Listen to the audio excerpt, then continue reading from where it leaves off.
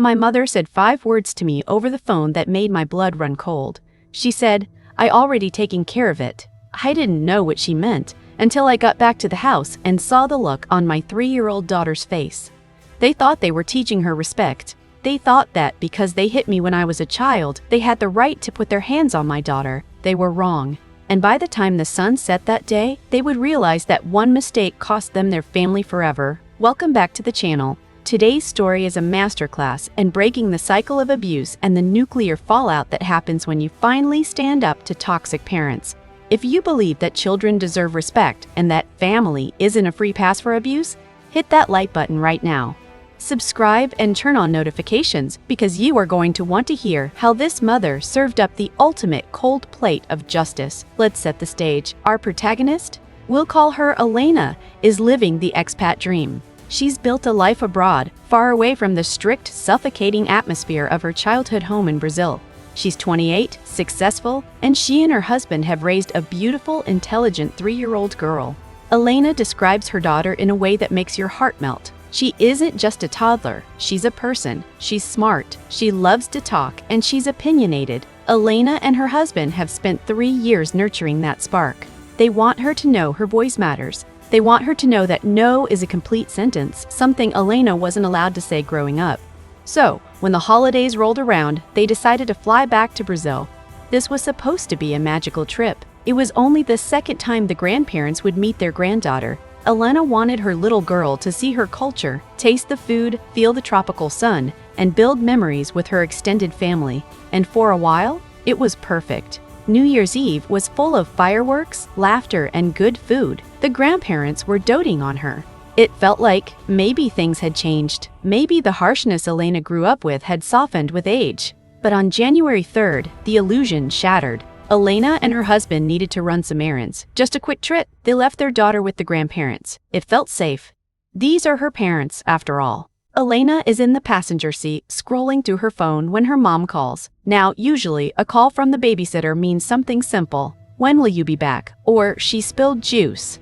But her mom wasn't calling to chat. Her voice was sharp. Tight. She complained that the 3-year-old was being disrespectful. Elena pauses. She knows her daughter. She's 3. She's not malicious. So she asks, what is she doing? Her mom huffs into the phone. She is arguing about the cartoon. We picked one. She wants another one. She won't just sit and watch what she is told. Elena sighs. She explains that she and her parents have, let's call them ideological differences. She doesn't trust the media they consume. She doesn't want her daughter watching whatever random garbage they select. But instead of starting a fight, she offers a solution. "Mom," she says, trying to keep her voice steady, "I'm sending you a link. Put on this YouTube series she likes. Tell her Mommy and Daddy will be back soon to talk to her." It was a reasonable request. It was a de-escalation. But then, her mother delivered the line that changed everything. She paused and said coolly, "Oh, I have already taken care of it." Elena frowned. "What does that mean?" "I spanked her," she said. "I spanked her to teach her not to argue." The world stopped. Elena describes a physical reaction that is visceral. The heat of the Brazilian summer suddenly felt like ice. Her stomach dropped. This wasn't just about a slap. This was a violation of the one core boundary Elena and her husband held sacred. They do not hit. They never have. They never will.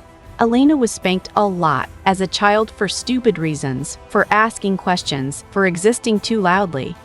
She remembers the sting, the humiliation, the fear. She remembers learning that love meant pain, and she swore she would never let her daughter feel that fear. She hung up the phone. She turned to her husband and said 2 words, "We're leaving." They drove back to her parents' house, and Elena felt like a lioness ready to tear down the world. When they walked through the door, the atmosphere was suffocating. Her parents were sitting there calm, self-righteous, acting as if they had done her a favor. Elena didn't waste time. She scooped up her daughter, checking her face, checking her spirit. She was shaken. Then the explosion happened. Elena confronted them. "You had no right to touch her." Her parents didn't apologize. They didn't look down in shame. They crossed their arms. They looked her in the eye and said, she needed to learn. "You are too soft. We did it to you, and you turned out fine." That phrase, "you turned out fine," It is the anthem of abusive parents everywhere. It's the lie they tell themselves to sleep at night. Elena looked at them, really looked at them, and realized she wasn't fine. She was a survivor of their parenting, not a success story of it, and looking at their smug faces, seeing zero remorse for hitting a toddler over a cartoon, something in her snapped. Not a violent snap, but a severing. The tether that bound her to them as a dutiful daughter was cut. "Pack everything," she told her husband. The parent scoffed. "Oh, don't be dramatic. You're leaving because of this? You're ruining the vacation." Elena didn't scream. She didn't throw things. She channeled that cold, hard resolve. She packed their bags in record time. She called a hotel in the next city a week earlier than planned and booked a room. She stood at the door, bags in hand, holding her daughter's hand, and looked at the people who raised her. "I don't want to hear your excuses," she said. "I am sending you articles on the psychological effects of spanking, on child abuse. Until you read them, until you apologize and acknowledge that what you did was wrong, you do not exist to us. You will not see my daughter. You will not speak to her." And with that, she walked out. She didn't look back. They drove to the hotel in silence, the adrenaline fading, leaving behind just the heavy ache of betrayal. They tried to salvage the vacation for the little girl, distracting her with the pool and new sights, but Elena's phone. Her phone became a war zone. You see, in toxic families, when the victim escapes, the abusers don't just let go. They send in the cavalry. We call them the flying monkeys. Fast forward 2 weeks, Elena hasn't heard a single apology. Not one. "I'm sorry." Not one. "We made a mistake." Instead, she gets rage. Voicemail screaming that she is ungrateful. Text saying, "We only see her once a year. How can you punish us like this? We were only trying to help." Then, the extended family joined in. Her sister, who Elena notes is exactly like the parents called her to scream. Then her brother-in-law. Then her uncles. Even cousins she barely talks to were messaging her. The narrative was exactly the same from everyone. "Forgive and forget, they are old, they mean well, keep the peace. You're being unfair." Imagine the gaslighting. Dozens of people telling you that you are the crazy one for protecting your child from physical pain. They tried to weaponize her distance. You live abroad, they miss her, you owe them this. Elena started to doubt herself. Just a fraction. She thought, "Am I being too hard? They really don't see her often." But then she looked at her daughter. She remembered the fear, and she stood her ground. She canceled the return trip. They had plans to spend a few final days with the parents in February before flying home. Elena canceled it all. She sat in that hotel room, phone buzzing with notification after notification of family members calling her a monster, and she had to make a choice: capitulate and return to the cycle of abuse, or burn the bridge to save her child.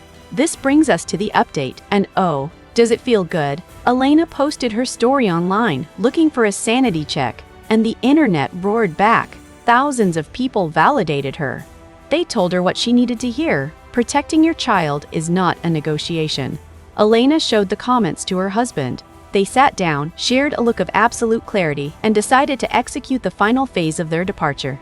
Elena picked up her phone. She didn't argue. She didn't try to explain herself to people committed to misunderstanding her. She simply blocked. She blocked the screaming sister. She blocked the flying monkey cousins. She blocked the uncles. The silence that followed must have been golden. Then, she made a plan for her parents. She decided that she wouldn't let them ruin the rest of their vacation. She muted their notifications. She decided that once they were safely back in their own home across the ocean, safe behind a border and a locked door, she would make one final call. She wrote down her terms. "I will explain to them one last time why what they did is unacceptable. I will tell them that they lost the privilege of being alone with my daughter forever. And unless I see genuine change, not words, but behavior, they will never see her again." Elena realized that the punishment her parents gave her daughter, the spanking, was nothing compared to the punishment she was about to give them. They wanted control. They lost all access. They wanted to enforce their rules. They lost their relationship. They wanted to be right. Well, they can be right all alone in an empty house. Elena concludes with a powerful reflection on spanking. She realizes now that if a child is too young to reason with, hitting them only teaches fear, and if they are old enough to reason with, you should use your words. She broke the cycle. The trauma stops with her. The buck stops with her. This story isn't just about a holiday gone wrong. It's about the moment we realize that our parents are just people, and sometimes they are people we shouldn't have in our lives. Elena gave her daughter the greatest gift a mother can give. She showed her that her safety is more important than her grandparents' feelings. If this story gave you chills, or if you're proud of this mama bear for standing her ground, smash that like button. And I want to know in the comments, have you ever had to cut off a family member to protect your peace? Let's talk about it. Don't forget to subscribe for more stories of justice served cold. See you in the next one.